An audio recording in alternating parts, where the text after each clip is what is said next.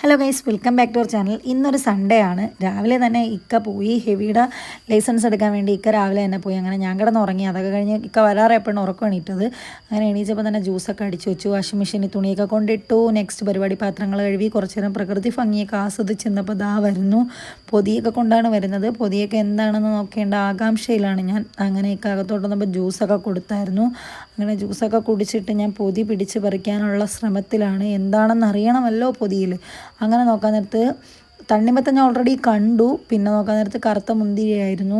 ഇതാണ് നല്ല മുന്തിരി. അങ്ങനെ നോക്കാൻ നേരത്ത് ചൂട് വരുന്നു. അങ്ങനെ ബിരിയാണിയൊക്കെ മേടിച്ചുകൊണ്ടുവന്നു. അങ്ങനെ ഈ മീനെല്ലാം പിന്നെ അടുത്ത് വെക്കണമല്ലോ, പ്രിപ്പറേഷൻ ചെയ്യാൻ എന്നെ സമ്മതിക്കൂലെന്ന് തന്നെ. അങ്ങനെ അതാ മീൻ പൊരിച്ചാനുള്ള മസാലയൊക്കെ തേച്ചത് എല്ലാം എടുത്ത് ഞാൻ ഫ്രിഡ്ജിൽ കൊണ്ട് വയ്ക്കുകയാണ്. നാളത്തേക്ക് എടുക്കാമല്ലോ. അങ്ങനെ എല്ലാം കൊണ്ട് അവിടെ വെച്ചിട്ട് ചൂട് ബിരിയാണി ഇതാ തട്ടിയിടുന്നു. ഇത്രയും സ്നേഹമൊക്കെ ഉണ്ടായിരുന്നെന്ന് വെച്ചാൽ എനിക്കറിയത്തില്ല. അങ്ങനെ ഇതാ കണ്ടില്ലേ, ചൂട് ബിരിയാണിയൊക്കെ മേടിച്ചുകൊണ്ടുവന്നു. നെല്ലിക്കച്ചാറൊക്കെ കൂട്ടി ഒരു പിടി പിടിച്ചു. ഇതായിരുന്നു നമ്മുടെ സൺഡേ.